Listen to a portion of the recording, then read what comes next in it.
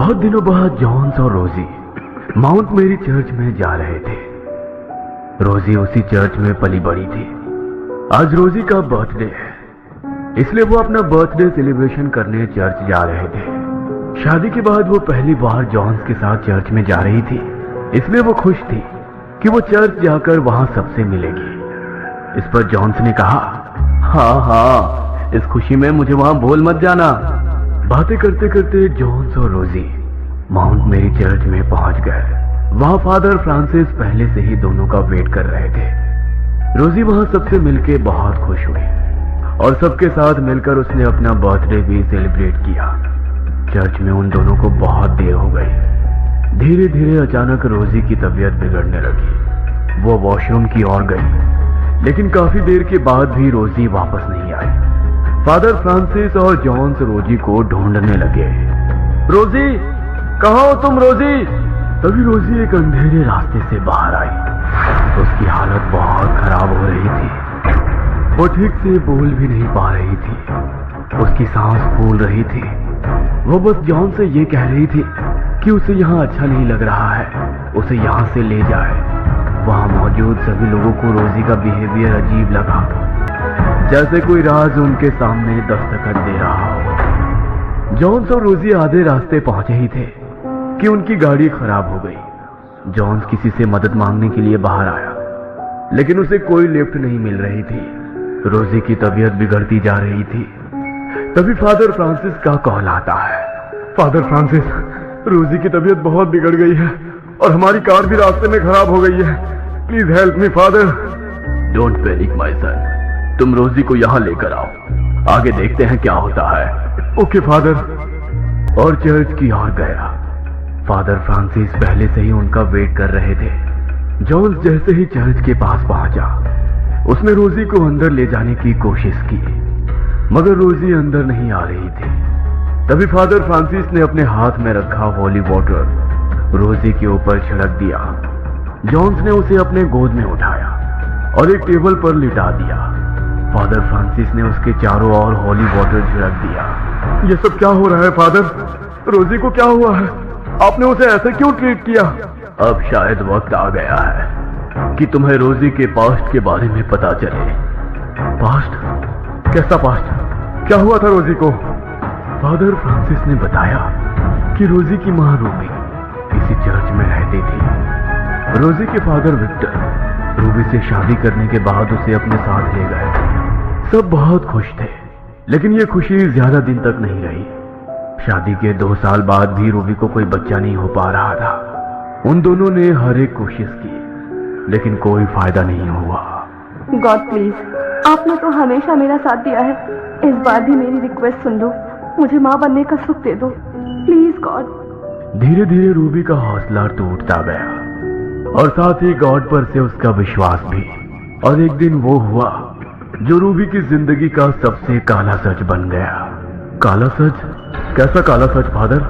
एक दिन रूबी एक लाइब्रेरी में गई थी और वहां उसके हाथ एक किताब लगी, एक रूहानी नन की रूहानी किताब जो एक ताबूत में बंद थी। वो कोई आम किताब नहीं थी। उस किताब को पढ़ने वाला रूहानी दुनिया से जुड़ने लगता है। रूबी ने वो किताब हाथ में ली और पढ़ने के लिए बैठी। उसने जैसे ही वो किताब खोली, आसपास सारे जानवर जोर जोर से आवाज करने लगे। उस किताब में कुछ ऐसे वर्ड्स थे जो एक इंसान को एक बुरी रूहानी नन से जोड़ देता है। और रूबी ने किताब पढ़ना शुरू किया। किताब को आधा पढ़ने के बाद उसने किताब को पढ़ना छोड़ दिया। उस रात जब वो घर पर गई तो विक्टर ने उसके चेहरे पर अलग ही खुशी देखी। क्या बात है रूबी, आज बहुत खुश लग रही हो। कोई खोई हुई चीज मिली है क्या? खोई हुई चीज नहीं मिली, लेकिन जल्दी मिल जाएगी। उसी रात जब विक्टर अपने कमरे में आराम से सो रहा था तो रूबी चर्च में आई और चर्च के एक अंधेरे कमरे में उसने उस किताब के जरिए एक बुरी रूहानी नन की आत्मा को बुलाया। क्यों बुलाया है मुझे यहाँ? क्या चाहती हो तुम? मैं बस माँ बनना चाहती हूँ। मैं एक बच्चा चाहती हूँ। इतने सालों से मेरी कोख सूनी है। अगर कुछ पाना चाहती हो तो उसकी कीमत भी देनी होगी। मैं कोई भी कीमत चुकाने को तैयार हूँ, बस तुम मेरी इच्छा पूरी कर दो। ठीक है, मैं तुम्हें माँ बनने का सुख जरूर दूंगी, लेकिन उस बच्चे के 25 वर्ष के बाद वो बच्चा तुम मुझे सौंप दोगी। रूबी ने रूहानी आत्मा की बात मान ली। कुछ ही दिनों बाद रूबी प्रेग्नेंट हो गई और उसके बाद रोजी का जन्म हुआ। रोजी जब 5 साल की हुई तो रूहानी आत्मा ने उसे रोजी को शैतान बनाने के लिए कुछ मेथड बताई। रूबी अमावस्या की रात को चुपके से रोजी को लेकर चर्च के एक अंधेरे कमरे में चली गई। रूबी उस रूहानी आत्मा के वश में इतनी खो गई थी कि उसे इस बात का जरा भी अंदाजा नहीं था कि वो अपनी ही बेटी को एक शैतान के हवाले कर रही है। रूबी ने अंदर जाके वो मेथड स्टार्ट की। उसने एक काले क्रॉस को एक काले कपड़े में लपेटा और रोजी के हाथ पर उल्टा बांध दिया और वो उस किताब को जो उसे लाइब्रेरी में मिली थी उसे पढ़ना शुरू किया। लेकिन वो ये नहीं जानती थी कि इस किताब को पूरा पढ़ने के बाद उसकी मौत हो जाएगी। अगली सुबह जब चर्च में यह खबर फैली तो मैं वहां गया। रूबी की अजीब तरीके से मौत और रोजी का बेहोशी की हालत में मिलना, उसके हाथ पर उल्टा क्रॉस होना, ये सब बातें काले रूहानी आत्मा की ओर इशारा कर रही थी। मैंने रोजी को उठाया और बाहर ले आया और उस कमरे को हमेशा के लिए बंद कर दिया।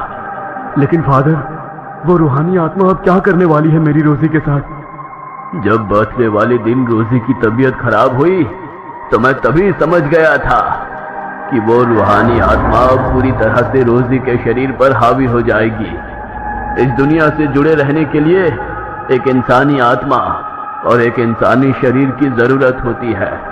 आत्मा तो वो रूबी की ले गई है और अब शरीर रोजी का ले जाने आई है। तभी चर्च में लगी सारी मोमबत्तियां हवा के झोंके से बुझने लगी। फादर फ्रांसिस ने अपने हाथ में क्रॉस लिया और रोजी के सामने रखते हुए मंत्र पढ़ने लगे। अगले ही पल रोजी टेबल पर खड़ी हो गई और अपने शरीर को मोड़ने लगी। उसके हाथ पैर उल्टी दिशा में घूम गए और वो मकड़ी की तरह छलांग लगाती गई, दीवार पर चढ़ी और भयानक हंसी के साथ वहां से भाग गई। जॉन्स, हमें रोजी को ये अमावस्या खत्म होने से पहले ढूंढना होगा, नहीं तो हम रोजी को नहीं बचा पाएंगे। मुझे लगता है कि वो वहीं गई होगी जहां से ये खेल शुरू हुआ था।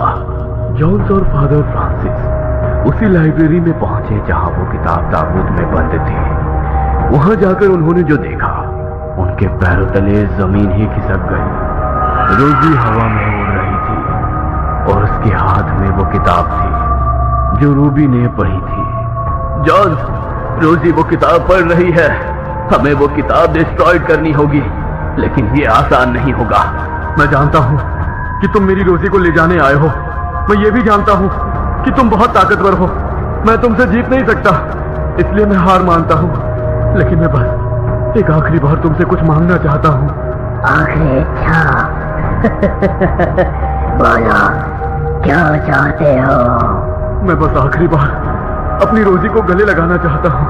रूहानी आत्मा ने जॉन्स की बात मानी और जॉन्स के पास चली गई। जॉन्स ने उसे गले लगाया और अपनी पकड़ मजबूत की। रोजी को एहसास हुआ कि उसे जॉन्स ने अपनी बाहों में जकड़ लिया है। वो खुद को छुड़ाने के लिए छटपटाने लगी। रोजी ने जॉन्स को भी उठाकर दीवार पर फेंक दिया, लेकिन जॉन्स ने रोजी को नहीं छोड़ा।